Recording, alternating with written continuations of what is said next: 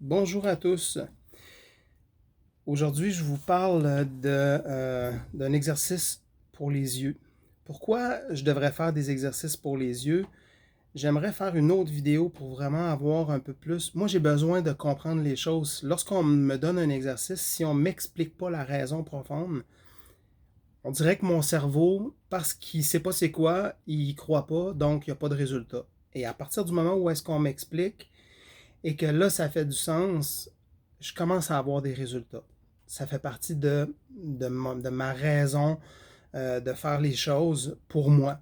Donc, c'est pas parce que je fais une chose puis que je dis que c'est bon que ça va être nécessairement bon pour vous. Pourquoi on va travailler les yeux? C'est que, oubliez pas que lorsqu'on parle d'exercice ou de mouvement, comme par exemple ici avec mes bras, lorsque je fais un éloignement des bras, on appelle ça une abduction. Si je prends mes yeux et que si les deux yeux s'en vont dans la même direction vers l'extérieur, c'est une abduction.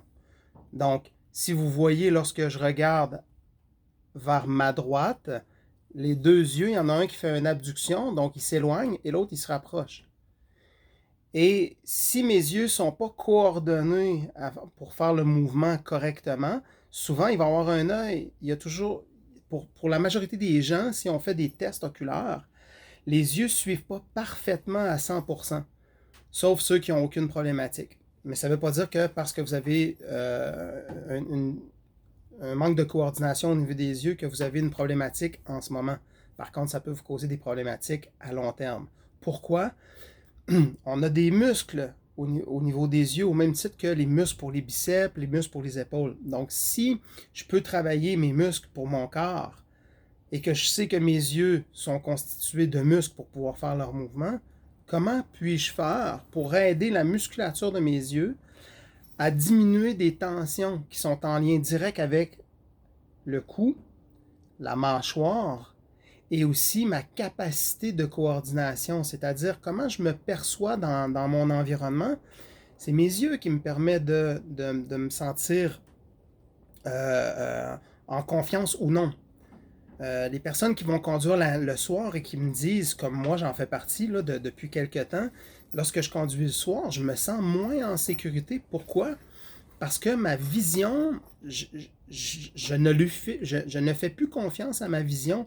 J'ai l'impression de perdre mes capteurs, mes sens semblent être moins efficaces et j'ai peur de faire un accident. Imaginez le nombre de personnes qui sont épuisées probablement ou qui ont des douleurs posturales, des douleurs liées à la posture, mais qui sont causées par une fatigue oculaire. Les maux de tête, vous allez sentir souvent un mal de tête qui va être sur le côté de la tête, près des yeux. Mais les muscles oculaires, ils sont à l'intérieur. Et ils font référence à un endroit au niveau du cerveau, votre cervelet. On a vous avez le bulbe rachidien. Au niveau du bulbe rachidien, il y a plein d'informations. Si vous prenez juste un exemple, un muscle oculaire envoie une information dans une zone spécifique à un muscle oculaire. Il va avoir une information qui va circuler à 800 km/h. Et le corps reçoit plus de 2 millions ou 2 milliards d'informations. Le cerveau reçoit des millions et des milliards d'informations à la seconde. Si les informations sont erronées, le cerveau va effectuer le travail qu'il a à faire en fonction de l'information qu'il a. Et si l'information est bloquée ou elle ne se rend pas correctement, ben vous allez avoir de la difficulté à, à faire les choses de façon précise, de façon efficace, et aussi vous allez cumuler de la fatigue. Pour pas trop m'éparpiller, étant donné que j'ai tendance à parler plus que faire les exercices, nous allons faire l'exercice oculaire. L'exercice oculaire constitue à prendre votre doigt. Vous allez prendre un crayon, peu importe le crayon que vous allez prendre, vous allez faire une ligne sur votre index. Donc, une ligne sur l'index et sur le côté gauche et le côté droit. On le fait 30 secondes ou vous comptez 10 mouvements. Le sens des aiguilles d'une montre, si j'ai mon doigt face à moi, le sens des aiguilles d'une montre, c'est dans ce sens-là. Donc, je dois continuer pour avoir mon doigt face à moi. L'objectif, c'est que vous voyez la ligne, vous rapprochez jusqu'à ce que vous allez voir la ligne en double. Si vous ne la voyez pas double, c'est pas grave. Lorsque vous sentez que c'est flou, embrouillé et que ça force l'œil, c'est parfait. Et dans le sens des aiguilles d'une montre, vous allez tourner 10 fois. Vous ne dépassez pas les sourcils. On va vraiment au niveau du front. Vous passez par le nez. Vous allez de côté. Ne dépassez pas les yeux. Restez toujours dans le cadre de votre crâne, l'ossature. Donc, vous ne dépassez pas le front. Vous allez au niveau des sourcils. Vous revenez au nez et vous faites le mouvement circulaire 10 fois. Commencez idéalement avec la main dominante. Donc, si vous êtes droitier, vous commencez avec la main droite et vous pouvez seulement le faire avec la main droite si vous voulez et l'exercice serait terminé. Je vous conseille de le faire comme je vais vous l'indiquer aujourd'hui sur la vidéo. Changez de doigt et on fait dans le sens des aiguilles d'une montre. Vous rapprochez, avant de commencer, approchez votre doigt. Vous voyez que c'est flou, vous voyez double, parfait, et vous faites le mouvement 10 fois. Vous ne dépassez pas les yeux. C'est sûr c'est difficile, hein? Moi je ne vois pas mon front puis mes yeux, mais vous essayez de vous créer un schéma. Vous voyez, quand je vous dis votre corps, comment il perçoit votre doigt dans son environnement, c'est en train de travailler les muscles oculaires. Et même, vous allez remarquer, certaines personnes vont se mettre en tension, vous allez avoir le bras, la main, vous êtes en tension, juste parce que vous faites travailler les yeux, relâchez un peu, respirez. Et vous comprenez un peu l'idée des tensions qui peuvent être créées juste parce qu'on fait du mouvement oculaire. Et ramenez le doigt juste pour faire un recentrage. J'ai oublié de le faire de l'autre côté, mais ramenez le doigt le plus près possible du nez, montez vers le haut, juste pour faire travailler le côté bioculaire et rééquilibré. Maintenant, vous allez boucher un œil. C'est pas important gauche ou droit, là. On va faire les deux côtés. Vous prenez votre doigt, amenez pour voir en double et vous faites des cercles dans le sens des aiguilles d'une montre. OK? Donc, vous allez coin de l'œil, sourcil, front, nez. Si vous sentez que le doigt veut s'éloigner, rapprochez. N'oubliez pas de revenir vers le nez pour essayer de remettre le contexte de vision floue. Et faites les mouvements correctement, pas juste avec votre doigt. Prenez le temps que les yeux puissent bien faire le mouvement. Et on le fait 10 fois. Et vous allez remarquer juste le fait de faire ça. On vient recentrer l'œil pour équilibrer. On vient au centre, on ramène, on lève vers le front. Amenez vers le nez, montez vers le front, éloignez le doigt. OK? Et on fait l'autre côté. Juste le fait de faire ça, je crée des tensions au niveau de mes épaules, mes bras, mes mains, pour essayer d'être le plus efficace possible, mais essayer de prendre conscience de cet état-là qui se crée en faisant cet exercice. Et vous faites des mouvements oculaires. On rééquilibre, hein, cerveau gauche, cerveau droit, parce que l'œil droit communique avec un système nerveux qui est à gauche, l'œil gauche communique avec un système nerveux qui est à droite, et on vient reconnecter ce système-là. Et on ramène le doigt pour recentrer. Maintenant, vous allez croiser vos mains, boucher un œil, et avec votre autre doigt qui est libre, on le fait en croisé. On travaille la coordination. Toujours le même principe, ramener le doigt pour voir flou. Et dans le sens des aiguilles d'une montre, vous allez faire le cercle. Là, on est en train de calibrer tout le système nerveux croisé qui demande votre coordination de votre main, la coordination des yeux. L'équilibre à tous les niveaux est en train de se faire au niveau de la tête, du cou, des épaules, parce que votre doigt doit travailler. Il va sûrement avoir des gens qui vont avoir énormément de difficultés à le faire de cette façon-ci, parce que ça demande une habileté neurologique adéquate, et si le système n'est pas adéquat, pas habitué, il va avoir une carence au niveau des informations et on est en train de recorriger, de simplement faire un exercice comme on fait des biceps ou des jambes. Et on change. Vous avez croisé vos mains. Maintenant, ça va être ça va être votre autre œil. Vous placez votre doigt pour faire les cercles dans le sens des aiguilles d'une montre. Ça se peut que vous vous trompez parce que moi, je me trompe souvent. Donc, soyez à l'écoute, puis posez-vous la question, est-ce que c'est correct? Est-ce que je positionne vraiment mon doigt pour avoir une vision floue? Est-ce que je dépasse mon front? Est-ce que je dépasse mon œil? Et soyez en confiance avec vous. Respirez. Hein? Arrêtez pas de respirer. On a tendance à se mettre en tension et à arrêter de faire tout ce qui est important parce qu'on est concentré vraiment sur l'exercice qu'on est en train de faire, mais on doit quand même tenir compte de tout notre corps au complet, de détendre le plus possible et de bien faire le mouvement oculaire. Hein. Souvent, on va juste faire le doigt, on le voit en périphérie, puis on ne fait pas le mouvement de l'œil. Je vous invite à suivre vraiment le mouvement de l'œil et à recalibrer à la fin, juste pour faire ramener le mouvement de l'œil vers le centre. Avec le même doigt, maintenant, vous allez faire des 8. Dans le sens des aiguilles d'une montre, on commence et on descend. Donc, rapprochez votre doigt près du nez jusqu'à ce que vous voyez flou et vous allez faire un mouvement en 8 tout en restant le plus décontracté possible. Et vous faites un mouvement en 8. On ne dépasse pas le centre de l'œil. On va moins loin parce qu'on veut créer une affinité motrice par de petits mouvements, quand même pour que vous puissiez avoir une perception du mouvement oculaire.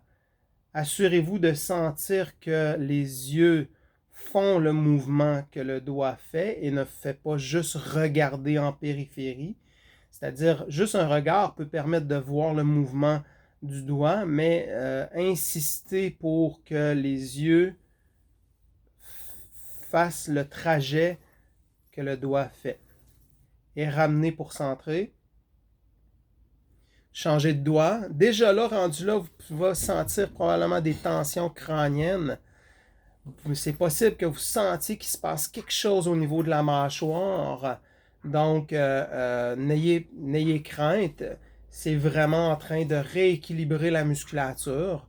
Vous n'allez pas avoir de douleur en tant que telle, mais vous allez sentir qu'il se passe quelque chose au niveau mâchoire, front, œil. C'est normal si c'est le cas. Si ce n'est pas le cas, ben, vous êtes correct aussi. Il n'y a pas d'anormalité parce qu'on est en train de normaliser. Et on ramène au centre pour calibrer. On ramène vers le nez, on monte vers le front, on éloigne. Vers le nez, vers le front et on éloigne. Et voilà. Ce simple exercice-là se ferait 3 fois par jour et à raison de 30 secondes idéalement. Prenez un chronomètre, ça va vous permettre vraiment de vous aider. Je vais vous demander de prendre conscience à partir d'aujourd'hui des muscles de la mâchoire. Allez chercher les joues, juste en dessous, vous allez peser assez fort pour sentir une corde et vérifier de chaque côté quelles sont les tensions. Est-ce que c'est différent? Si je vais de haut en bas, qu'est-ce qui se passe si je vais de haut en bas, si je vais d'avant à arrière? Et masser cette région-là. Vous pouvez masser aussi avec des balles. Ici, c'est une balle de lacrosse. Pour les gens qui sont sensibles, ça peut être rigide. Ici, j'ai une balle de yoga à différentes intensités. J'en ai 3 sortes. C'est un caoutchouc. C'est des fameuses balles de stress. On peut avoir différentes rigidités. Les muscles de la mâchoire, c'est très puissant. Moi, il y a 2 ans, juste avec cette balle-là, vous allez masser le haut du front. Vous pouvez aller sur le devant, tout le pourtour de l'œil.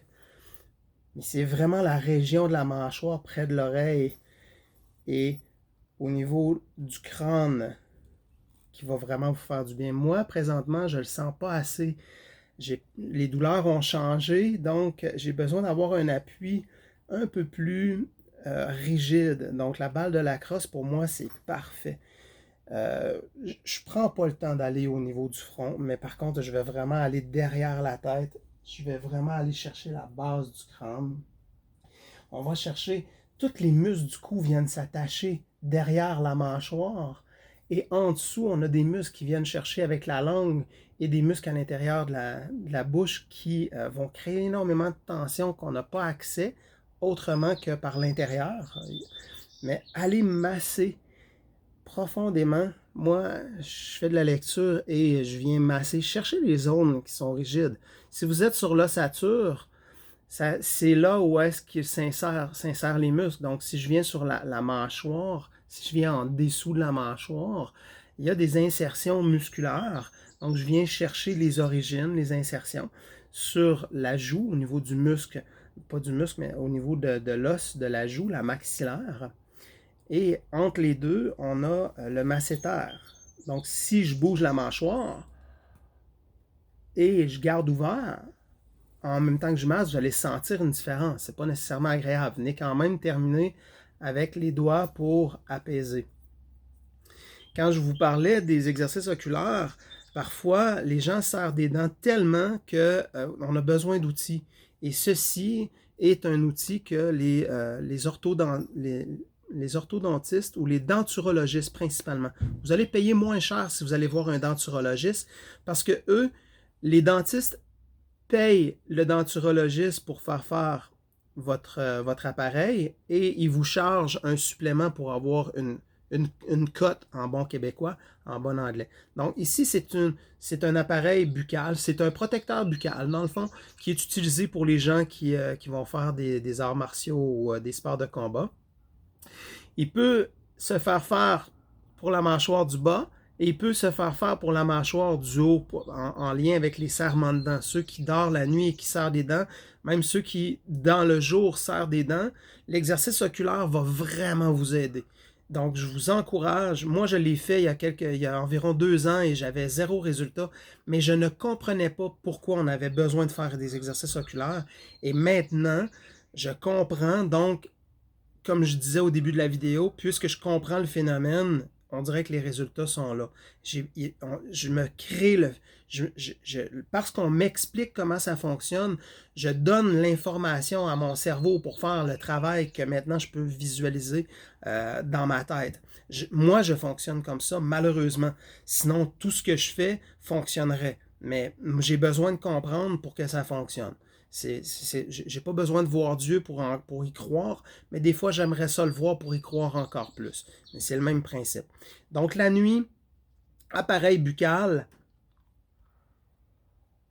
vous voyez, il est possible que si j'ai quand même un boîtier pour pouvoir le remettre, toujours le nettoyer, c'est important d'avoir une bonne hygiène à ce niveau-là pour ne pas avoir de bactéries et de créer des maladies au niveau à partir de la bouche. Donc, au même titre qu'un dentier, l'appareil buccal, il est possible que lorsque vous allez le mettre, que vous allez sentir un appui, puis ça vous crée des tensions au lieu de les diminuer.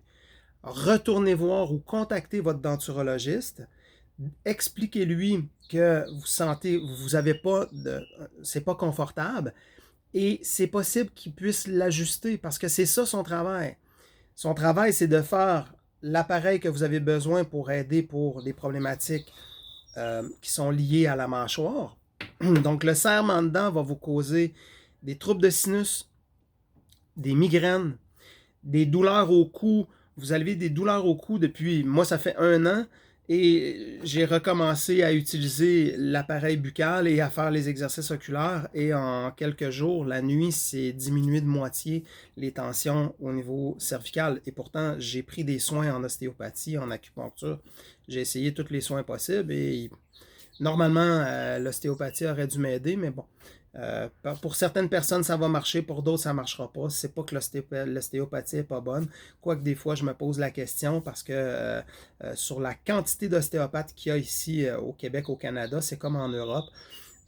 Trouver le bon, trouver la personne pour vous, ben, c'est la même chose que faire un programme d'entraînement. Faire le programme d'entraînement efficace pour vous en fonction de votre gabarit, de votre grandeur, de votre morphotype, ben, il faut avoir énormément de connaissances, énormément de background, puis à un moment donné, plus on est spécialisé, plus on est formé avec des spécialités en fonction de nos champs de compétences. Puis en plus, si on connaît d'autres choses reliées à la posture, parce que la posture, on parle des yeux, on parle de la mâchoire, c'est deux éléments importants en lien avec la posture, avec vos pieds et plein d'autres choses que je pourrais faire une vidéo d'une heure avec. Donc, appareil buccal va vous aider pour les tensions liées au niveau de la mâchoire, va probablement vous aider à regagner de l'énergie, à avoir une meilleure qualité de sommeil. Ceux qui font des cauchemars comme moi, je suis quelqu'un qui fait énormément de cauchemars. Mes nuits, c'est pas des nuits, c'est un cauchemar. Donc, je me réveille toujours épuisé. Et le fait de diminuer ces tensions-là, les rêves vont être différents pour ceux qui ont vraiment des troubles de sommeil et que les nuits sont des nuits de cauchemar dans le sens propre et non dans le sens figuré. C'est pas agréable. Et le sommeil, c'est une autre partie de vie et de thérapie à faire personnelle. Il y a énormément de facteurs qui sont associés à les troubles de sommeil, mais le bruxisme, si vous savez que vous serrez des dents et que vous grinchez des dents autant de jours que de nuit, il faut absolument avoir une action et trouver l'action bénéfique pour complètement éliminer ce trouble-là. Si on peut l'éliminer à 100%, peut-être que ce sera difficile, mais attendez pas que vos dents cassent et fissurent parce que vous serrez des dents. Ça va vous coûter des centaines de dollars pour réparer les dents alors que vous avez un outil qui est l'appareil buccal de protection. Au lieu de serrer dent contre dent, vous allez avoir un serrement qui va être sur un matériel caoutchouté. Parce que là encore, là, les denturologistes, si vous avez un bon, c'est important qu'ils vous parlent des différentes structures de matériel utilisé parce qu'il y en a qui sont en plastique rigide. C'est moins agréable, plus difficile. Ça crée plus de tension. On ne veut pas créer de tension, on veut diminuer les tensions. Donc, soyez vraiment, vraiment pas peureux de poser des questions et d'insister sur, si vous avez un appareil, sur l'ajustement jusqu'à ce que vous soyez confortable. C'est comme une chaussure. Lorsque vous allez voir quelqu'un qui vous fait des orthèses, c'est votre devoir à vous de les contacter pour leur dire que vous n'êtes pas confortable. Je sais, moi, je l'ai fait. J'ai eu un appareil comme ça ici. J'ai pas dit que j'étais pas confortable.